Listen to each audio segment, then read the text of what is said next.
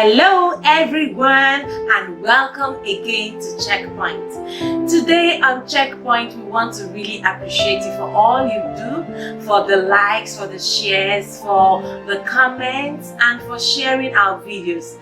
For that we are very grateful. So want to encourage you to keep sharing the videos, keep liking them, keep commenting and keep asking your questions, and we'll always be here to answer every one of those questions. Thank you for all you do for Checkpoint, and for that we are really indebted and grateful to you. So welcome to another episode today on Checkpoint. Today we're going to be looking at a very interesting topic titled Resolving Conflict in Marriage. Resolving conflict in marriage. Please stay tuned as we bring you this very interesting topic.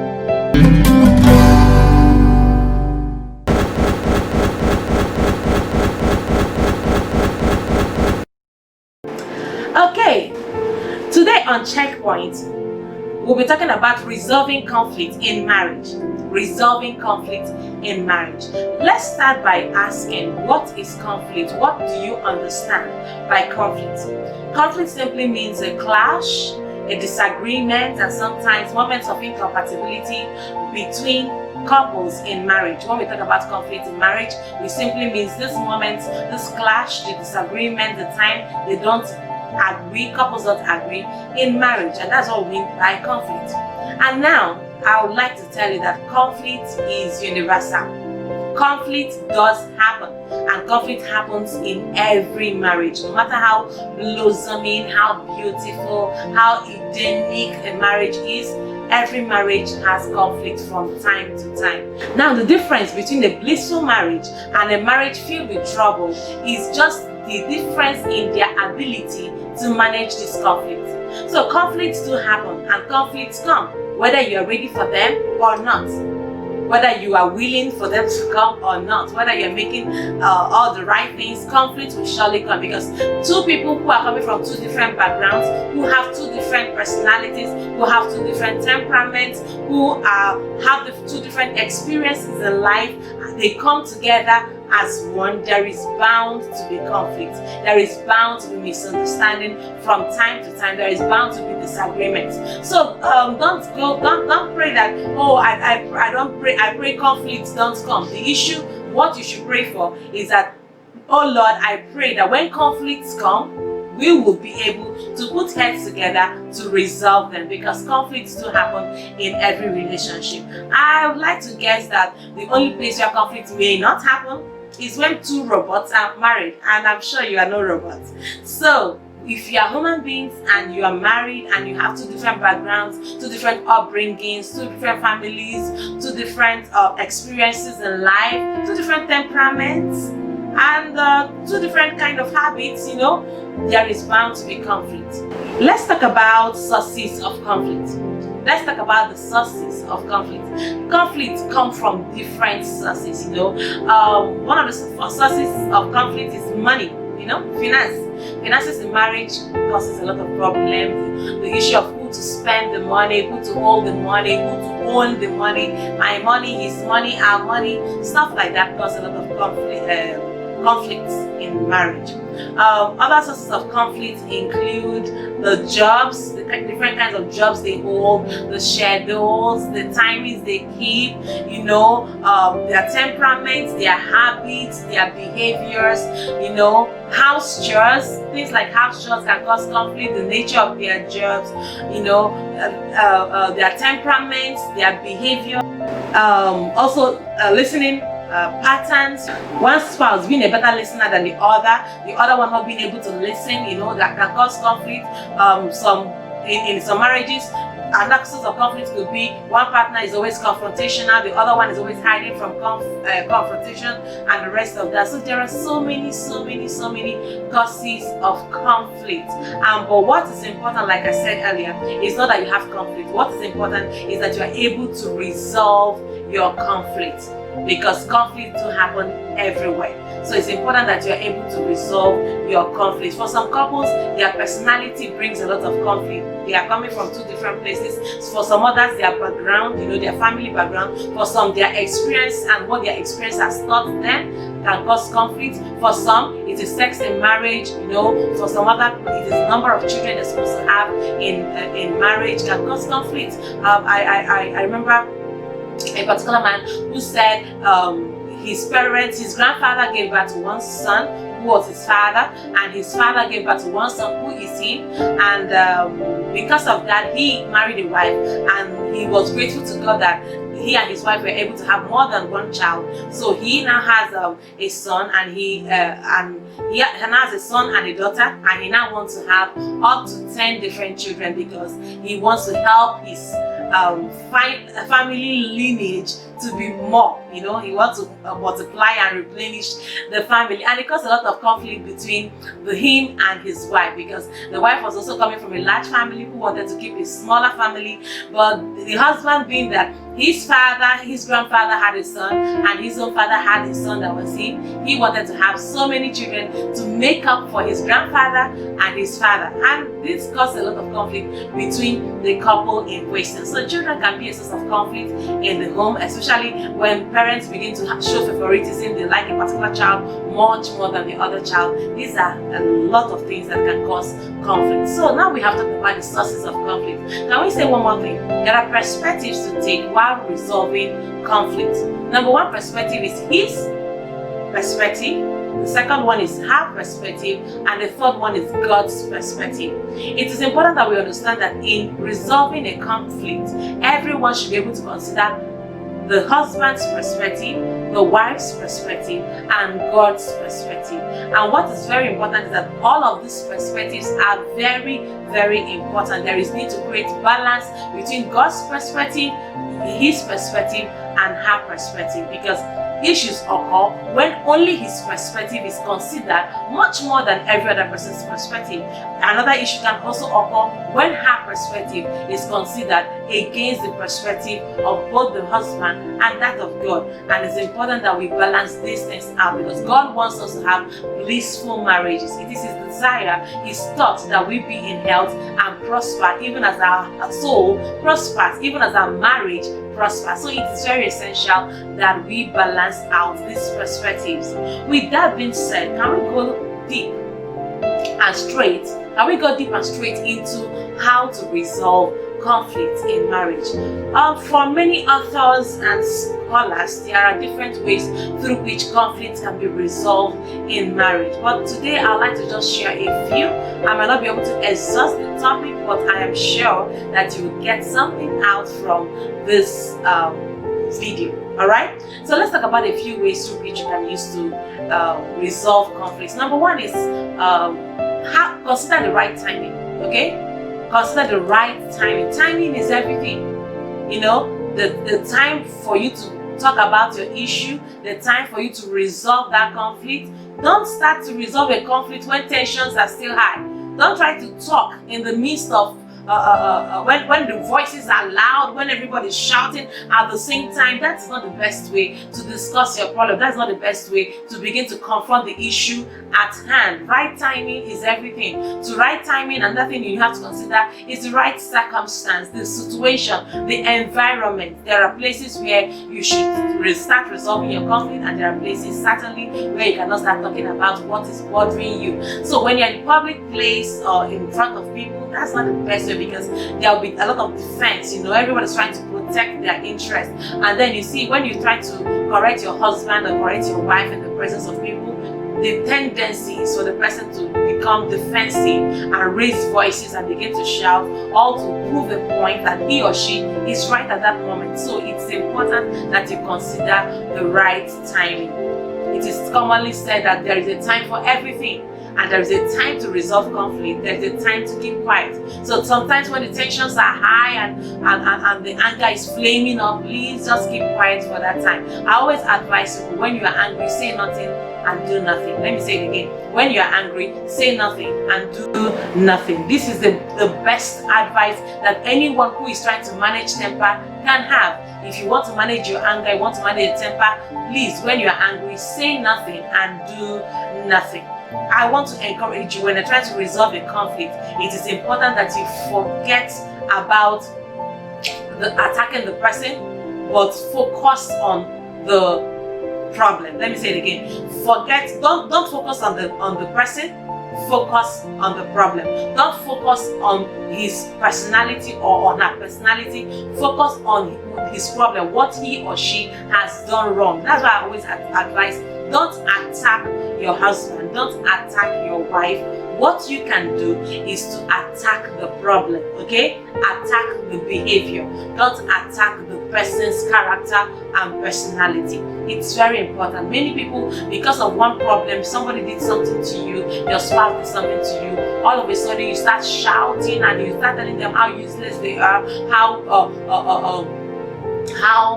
irrelevant and unimportant they are. But that's not the issue. The issue at hand is that they have done something. So focus on what they have done and forget about who they are at that moment. Don't focus on who they are.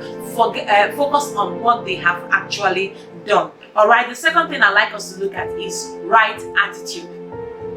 Right attitude. There is a right attitude when confronting and trying to resolve your problem. Shouting and calling names and rancor and bitterness are not the right attitudes for resolving conflict. When you want to resolve conflict, you have to calm down. You have to use words of wisdom. Okay, use wisdom. Wisdom is profitable to direct. With wisdom, you know what to say, what to do, and when and how to do it. So it's important that you ask the Lord for wisdom, especially wisdom on how to confront this issue. Use the right attitude. Remember, I have already said you should have the right timing, check out for the right circumstance, and also use the right attitude, because this will help you to confront and resolve this conflict amicably. The next thing you have to do is that you have to develop perseverance. Perseverance in order to talk and maintain what you are saying. Perseverance also in order to listen. Listening can be difficult, especially when you feel that somebody, your husband or your wife, is telling you something you really didn't do, or saying it from the perspective you didn't do it, or judging you as a matter of fact. So it's important that you develop perseverance in order to talk calmly and in order to listen with understanding. Alright? So another thing you have to do is that you have to use the right words. A lot of people in anger say things they shouldn't say. Remember, I told you earlier, when you're angry, do what? Do nothing and say nothing. If you use that as a life policy, it will help you a lot. A lot of people, when they are angry, say words. And one thing about words is that words spoken cannot be taken back. When you've said something, you've already said it. The person who you said it to will have to remember it for the rest of their lives. Let me give you an example. Words spoken is like a gun. When you shoot a bullet out of a gun, what happens? The bullet passes through the nozzle of the gun, and that bullet can never get back into the gun, because from where it has been shot, it has left. And then, even if you pick up the bullet and try to fix it back, it cannot go back. Words are like that, whether they are good words or bad words. In the peak of anger, in the peak of an argument, please choose your words rightly. A word spoken well, the Bible says, are like apples of gold fit into silver. So it's important that we speak the right words, even in conflict. I know you are angry, I know you are upset, but please manage your word. Season your words with salt, okay, so that it can minister grace to your hearers. That's what the Bible says. So it's important that you check out the words you speak. A lot of people in the midst of anger will tell somebody, I regret marrying you, I regret ever asking for your hand in marriage, stuff like that. And then a few minutes later, you're not telling the person I love you, But then you are saying that I love you, but the words you have already spoken are already hanging there in the atmosphere, already hanging there in the person's subconscious mind, because words, they don't go away. No matter how you give them, at the end of the day, the person keeps remembering them because they are words spoken. So be careful in your moments of anger. Another thing you have to do when trying to resolve conflict is that you have to exercise self-control. At the moment you are angry with your spouse, your husband, or your wife, or even your kids, the moment you are angry, there is this tendency to begin to plan for revenge. There's this tendency to begin to plan actions on how to retaliate and the rest of that. Anger, resentment, and all of that begin to come in. But please, don't forget that you fell in love at the beginning, and don't forget why you fell in love. At the beginning, there was this love that brought you both together. So you cannot come to that point of misunderstanding, of conflict that happens everywhere actually, and then you forget that you were actually in love and still in love. So conflict, the presence of conflict does not mean the absence of love. Can I say it again? The presence of conflict does not mean the absence of love. The fact that conflict came means that two of you are two different personalities working together to perfect the bond that you both share. Alright? So it's important that you exercise self-control. Oh, I would call the police right now. Oh, I would withdraw all his money from his account. Oh, I would fight him. Or I would beat her. Or I would break his head. Or all of those evil thoughts. Please exercise self-control. In the midst of conflict, don't forget who you are. That beyond being a wife to him and beyond being a husband to her, you are first and foremost a child of God. You are first and foremost a good person. So please don't allow an issue, a conflict to change who you truly are, because that's not good for you, right? Another way through which you can resolve conflict is to talk to your spouse first. Talk to your spouse first. A lot of people, when they have issues and conflicts in their marriage, begin to call uncles, call aunties, call daddies, call mommies, call brothers, call sisters, even call children.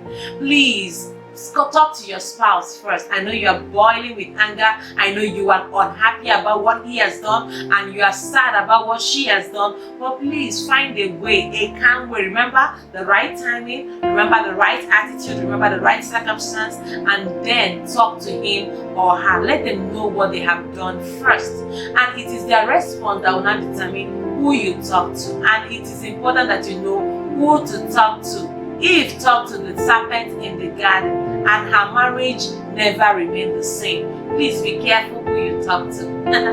Let me say it again. Eve talked to the wrong person. Eve talked to the serpent in the garden and her marriage never remained the same. So be careful of who you talk to, because who you talk to has the capacity to make or mar your marriage. So you should be careful who you actually talk to. When you want to talk, please seek wise counsel. Seek wise, spiritual, and unbiased counselors. Can I say it again? Seek wise, spiritual, and unbiased counselors. It's important that you seek out for people who are wise. They have wisdom, the wisdom of God operational in them. They are spiritual, so they won't advise you about doing something that is anti-God, something that God will frown at. And they are unbiased, meaning that they won't side any party. They will just stand for that which is true. It's important that you focus on that while you are looking for someone to counsel you in marriage. And when you are trying to resolve your conflict, please be honest. Be honest about your emotion. Don't use another thing to back up another thing. Maybe you're angry about the way she smells, and then instead of telling her about how she smells, you're telling her that her cooking is bad, The issue is not the cooking is bad. Be honest about your emotions. If you want to say a thing, come out and be sincere about what you are truly saying, because these are the ways to resolve conflicts very much in marriage. And please also remember that you both are different. So your different personalities, like I made a video earlier on the temperaments in marriage. So it's important that you understand that you both are different, and because you are different, you will act differently, you will respond differently, you will relate differently, you will confront issues differently, and you will resolve them differently. Understanding of your differences will help you know how how to resolve your conflict, what to do and what not to do. So it's important to know this. Another thing that can help you while trying to resolve your conflict is that you should seek immediate resolution. When a conflict has happened, don't carry it in your heart for too long. It's burdensome. It's burdensome. It can make you sick. It can make you ill. That a lot of bitterness and rancor and hatred in your heart for a long time can destroy you. That's what the Bible says. We should not allow the sun to go down on our anger. We should not allow the sun to go down on our anger. So I know you are angry, but seek immediate resolution. Immediate does not mean you should do it that same moment where the tensions are still high, when the argument is still on. No, that's not when to do it. But just after a little while, go and try to make amends. Don't sleep on your anger. Don't allow it to stay for days and days and days. Because the moment it sticks for so long, it begins to bear root. And when it begins to bear root, it begins to bear fruit. So you don't want your anger, your revenge, and rancor and resentment to begin to bear fruit and begin to have that kind of deep roots. Alright. So another way through which you can resolve conflict is that you should be willing to compromise and be willing to sacrifice. Okay? Be willing to compromise and be willing to sacrifice. Be willing to make adjustments if necessary. When you are trying to resolve a conflict, he is trying to tell you what you didn't do right. She is trying to tell you what you didn't do right, or how they feel about what you have done. So sometimes you may even be right, but then you want peace to reign.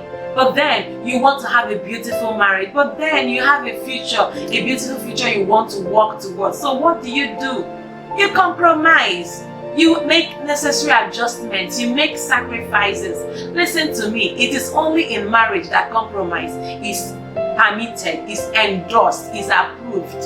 Alright? If you are in marriage, you should be willing to always compromise, willing to always adjust, willing to always make sacrifices. Okay, let me put it this way. Seest thou a couple who is not willing to compromise, sacrifice, or make adjustments? That is surely a couple that will end up in a miserable breakup or miserable divorce in that marriage. So please, it is important that you make up your mind to compromise. Compromise means that you just let go even though you feel you are right. Okay? You're letting go, you're trying to make adjustments even though you know that what you are doing is ultimately not wrong. Because you want that marriage to be beautiful. You want your partner, your spouse in marriage to be happy. So because of that, you just have to make those compromises. Another thing you must do in order to have a good resolution of the conflict in your marriage is that you should allow love to cover a multitude of sin.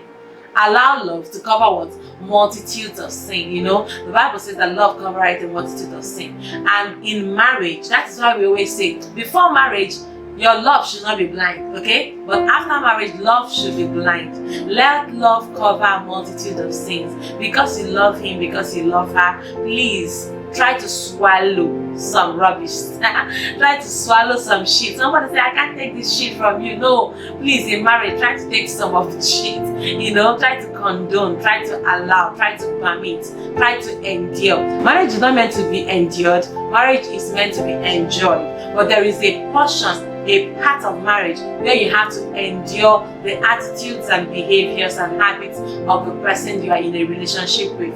Don't mind all the people that are telling you, oh, I'm not going to endure. No, I can't take this mess. No, I can't take this rubbish. Don't mind them. They would say all they can on social media, but in their houses, they are not just taking the rubbish. They are eating, loving, and swallowing all of that rubbish. So don't get blown away by people's comments and advices on social media. Most of those people, because they are not really your true friends, they don't mean well for you. So it's important that you allow wisdom to reign supreme in your life and mind. Alright? Another thing you have to do while trying to resolve a conflict is that don't be too defensive. Alright? So she brings up a problem and she tells you, see what you're doing to me, I don't like how you're treating me. He brings up a problem and he's like, see how you be relating with me, I don't like how you do not respect me, I don't feel respected around you, I don't feel admired, I don't feel appreciated. See, don't be defensive. The first call, the first signal that a normal human brain will get is to become what? Defensive. You begin to say, no, this is no, I didn't do that. No. Don't be defensive. Remember, the person with which you're trying to resolve this conflict is not your enemy. She is the love of your life. She is the love of your life. Both of you are in marriage together for the long run. So why are you defending yourself? Why are you trying to prove a point? You see, there is no point to prove. So both of you together will win together or lose together. There are no single winners in marriage, and there are no single losers in marriage. If your marriage works well, both win. If your marriage works badly, both lose. Alright, so it's important that you understand this and make up your mind to do everything to keep you both winning forever and always in your marriage. Alright, another way through which you can resolve your conflict in your marriage is that you should always be willing to forgive. Papa calls it advanced forgiveness. Alright, make up your mind to forgive him in advance. Make up your mind to forgive her in advance. Before any hurt comes, before any challenge comes, you have made up your mind to forgive him or her in advance. That does not mean that this person is now free to behave anyhow they like, do whatever they like, act anyhow they like. No, that's not what it means. What it means is that you are willing to forgive. You are willing, because Jesus said, you should forgive 70 times 7. So if you can keep a very perfect record and you can calculate and write down every time you have been offended 490 times, that's the only way you can stop forgiving. But is that realistic? We can't keep keeping that records, okay? So you just have to practice forgiveness. We are human beings and we are bound to make mistakes. We are human beings and error. We see ourselves making erring, all right? It's commonly said that to err is human and to forgive is divine. So please make up your mind to forgive him, make up your mind to forgive her, and you would have a very, very blissful relationship. And finally, what I would like to share on this particular topic of resolving conflict is that you should put God first in all matters concerning your marriage. Put God first in all matters concerning your marriage. I know the problem is big. I know this thing shouldn't be talked about. I know she has done wrong. I know he has done wrong. But one thing is important. Put God in the equation. If you put God in the equation, you will remember that God so loved the world that he gave his only son, Jesus Christ, who he died, and because he died, we have been brought back. We have been reconciled back to the Father. Remember the price he paid, the ultimate price. If you put God in that equation, it will be easy to forgive him. If you put God in the equation of your marriage, it will be easy to forgive her. And then you let go of the past. Stop keeping records. Stop keeping records of what? Stop keeping records of pain. Understand that the person you are married to is not an angel. Even angels came to church one day and saw a man, a priest, Zechariah, who asked a simple question: how shall this be? And immediately the angel made the priest dumb. Imagine that. So even angels are not perfect, and the person you're married to is not an angel. Even within your mouth, there are many times your teeth eventually bite your tongue. You say, oh, I am so pissed off, I am so angry, every teeth in my mouth is stepping out right now. Then you get a hammer or a plier and begin to pluck out all the teeth. Do you do that? No. But that teeth, when it bites the tongue, what happens? It hurts. It's painful. Oh, but you endure it. You believe and hope that the pain will just last for a little while, and after a while, the tongue and the teeth will be able to have a very blossoming and beautiful relationship. In the same way, see your marriage like that way. See the relationship you have between your husband and your wife that way, and see that relationship between the teeth and the tongue, and know that very soon the problem will be over. The conflict, the source of conflict, will be a thing of the past, because one thing is sure: the love that you both have for each other will stand stronger than any conflict that comes in between you. When you have conflict, always remember this: he, your husband, is not your enemy. She, your wife, is not your enemy. The ultimate enemy is the devil. So don't fight him as if he's the enemy. Don't fight her as if she's the enemy. Remember, you have one enemy, and that enemy is the devil.